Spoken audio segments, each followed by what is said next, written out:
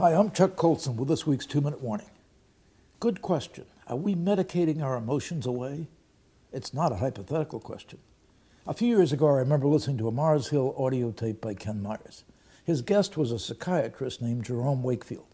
At the start of the interview, Ken had this to say, and let me read it. We may be the first culture in human history to believe that complex human emotions can be regarded simply as a matter of brain chemistry.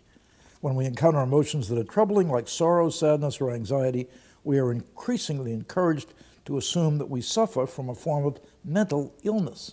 I sensed he was right then. Now I'm dead certain he was. Just earlier this year, according to published reports, the American Psychiatric Association began serious discussions about whether to label grieving as a psychiatric disorder. Let me repeat that. Guys in the white coats are thinking of labeling grief a mental disorder. So if your husband dies and you grieve, you're mentally disordered. Lose a job? Hey, don't be sad, take a pill. Talk about crazy. Folks, emotions, happiness and sadness among them, are part of what makes us fully human. It's only the psychopath who feels no shame when he hurts others. As Dr. Wakefield told Ken Myers, in many cultures, if you lose a loved one, you're expected to grieve, to withdraw for a time, and to mourn, to heal people. Figure something is very wrong with you if you don't. Only in the postmodern West do people feel the goal in life, the ultimate goal, is pleasure. And pleasure means no pain. Such a life, of course, is a fantasy, and worse than that, it's less than human. Dr. Wakefield made this comparison. Some people are born without the ability to feel physical pain. Sounds good? Can't feel that toothache or no headaches?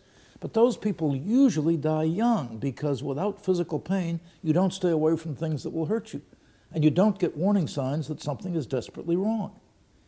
Likewise, he said, being emotionally healthy, shaping the good, meaningful life, may well require some ability to feel a negative emotion as well as a positive emotion. Indeed, we know that as Christians. God uses suffering, physical, emotional, and spiritual, to chasten us, to refine us as gold is tested in fire, to help us become more Christ-like.